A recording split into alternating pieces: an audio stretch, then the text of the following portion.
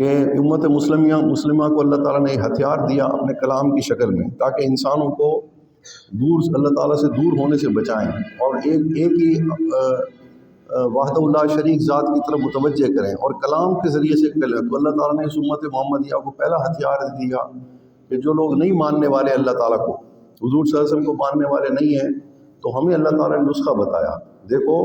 تم غیر مسلموں کو، مشرکوں کو، جن کے پاس کوئی کتاب نہیں آئی، جیسے ہمارے ماحول میں ہندو ہیں، ان کے پاس کوئی کتاب نہیں آئی، تو اللہ تعالیٰ نے ہمیں نسخہ بتایا کہ ان کو کیسے حق کی طرف دعوت دینی ہے، کون سا نقطہ ہے جس کی بنیاد پر تم اس کو اللہ کی طرف بلا سکتے ہو۔ فرمایا یا ایھا الناس اتقوا ربکم الذی خلقکم من نفس واحدہ وخلق منها زوجہا وبث منہما رجالا کثیرا ونساء۔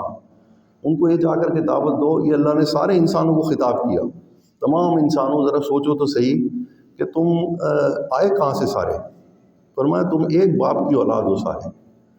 ہندو بھی حضرت آدم علیہ السلام کی اولاد ہے اور مسلمان بھی حضرت آدم علیہ السلام کی اولاد ہیں۔ تو غیر مسلموں کو دعوت دینے کے لیے ان کو یہ بات تو وہ بھی مانتے ہیں کہ ایک انسان اترا تھا پہلے زمین پر، اس کی ساری اولادیں ہیں۔ تو اللہ تعالیٰ ہمیں سمجھا رہے ہیں کہ بھئی ہندوؤں کو، مشرکوں کو، جن کے پاس کوئی کتاب نہیں آئی، ان کو کس وجہ سے تم ٹیبل ٹاک کے اوپر لے کر کے آؤ؟ کون سا تمہارے پاس نقطہ ہے جس کی وجہ سے تم ان سے بات چیت شروع کر سکتے ہو حق کی؟ تو ان کو بولو کہ بھئی ہم ایک ہی باپ کی اولاد ہیں، اور کبھی جب باپ ہمارا اترا تھا زمین پر آدم، اس کی تم بھی مانتے ہو کہ تم ایک انسان کی اولاد ہیں، ہم بھی ہیں، تو پھر آؤ اس باپ کے دین کی طرف دیکھیں کہ وہ کس طریقے سے اس نے زندگی گزاری تھی۔